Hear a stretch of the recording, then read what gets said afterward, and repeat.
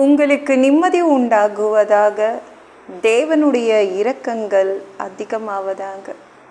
தேவன் என்ன சொல்கிறாங்கன்னா, தைரியமாக இருங்க, கர்த்தர் தமது பார்வைக்கு நலமானதை செய்வாராக. தேவன் அப்படிதான் சொல்கிறாங்க, தைரியமாக இரு, கர்த்தர் தமது பார்வைக்கு நலமானதை செய்வாராக. தேவன் எதுவும் செய்ய மாட்டேங்கிறாருங்க. என் வாழ்க்கையில் தேவன் எதுவுமே செய்ய மாட்டேங்கிறாரு.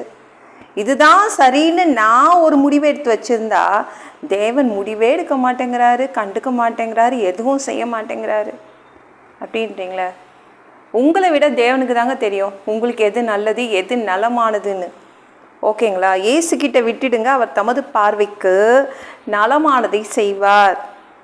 எது உங்களுக்கு நல்லதுன்னு தேவனுக்கு தான் ரொம்ப அதிகமாக தெரியும். ஓகேங்களா? அதனால் கவலைப்படாதீங்க, தைரியமாக இருங்க. ஓகேங்களாங்க?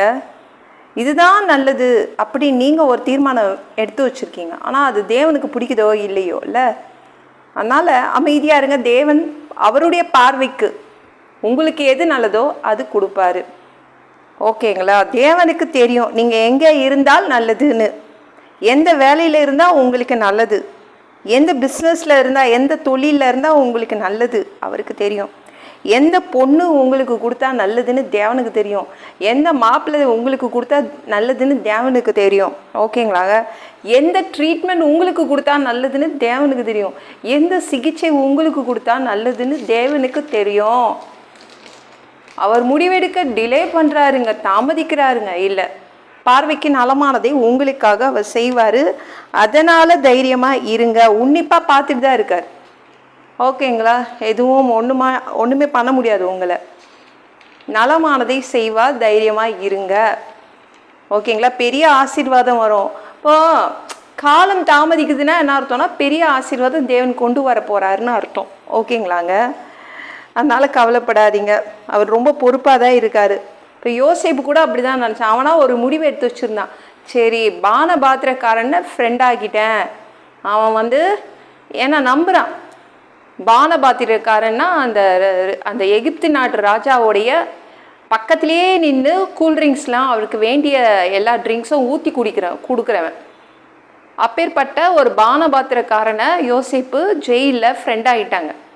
அப்போ என்ன நினச்சாங்க, நம்மளுக்கு ஒன்றும் பிரச்சனை இல்லை, ஈஸியாக விடுதலை ஆகி வெளில வந்துடலான்னு நினச்சா பானபாத்திரக்காரன் மறந்துட்டான். யோசேப்பை மறந்துட்டான். அரண்மனைக்குள்ளே போயிட்டோன்னே ராஜா பக்கத்தில் நிற்கும் போது யோசேப்பை மறந்துட்டான். எப்படி இருக்கும்ல யோசேப்புக்கு, இப்படி மறந்துட்டானே, நான் ஒரு முடிவு எடுத்து வச்சுருந்தா தேவன் ஒன்றுமே கண்டுக்க மாட்டேங்கிறாரு அப்படின்னு தானே நினச்சிருப்பான். ஆனால் தேவன் எதற்காக தாமதித்தா நம்மளுக்கே தெரியும். எகிப்து நாட்டை அவன் ஆட்சி செய்யணும். யோசேப்பு எகிப்து நாட்டை ஆட்சி செய்யணும். பிரதம மந்திரி பிரைம் மினிஸ்டராக அவன் அந்த இடத்துல உட்காரணுக்காக தான் அவருடைய பார்வைக்கு அதுதான் நலமானதாக தோணுச்சு. ஓகேங்களா? நீங்கள் கூட முடிவு எடுத்து வச்சுருக்கீங்க, இதுதான் உங்களுக்கு சிறந்த முடிவு, இப்படி தான் நடக்கணும் உங்கள் வாழ்க்கையில், இதெல்லாம் இருக்கணும், இந்த படிப்பு தான் படிக்கணும் அப்படின்னு நிறைய தீர்மானித்து வச்சுருக்கீங்களா? ஆனால் தேவனுக்கு அது பிடிக்கல போல். அவர் ஏதோ ஒரு தீர்மானம் எடுத்து வச்சுருக்கார் போல். அதை விட ஆசீர்வாதத்தை கொண்டு வருங்க. பெரிய ஆசீர்வாதத்தை அவர் செய்கிறது உங்களுக்கு கொடுக்கறதுக்காக அவருக்கு பார்வைக்கு நலமானது தேர்ந்தெடுத்து உங்களுக்கு செய்வார். தைரியமாக இருங்க. ஓகேங்களாங்க? இந்த வீடியோ பிடிச்சிருந்துச்சுன்னா மற்றவங்களுக்கு ஷேர் பண்ண மறக்காதீங்க. கர்த்தர் தாமே உங்களை ஆசீர்வதிப்பாராக.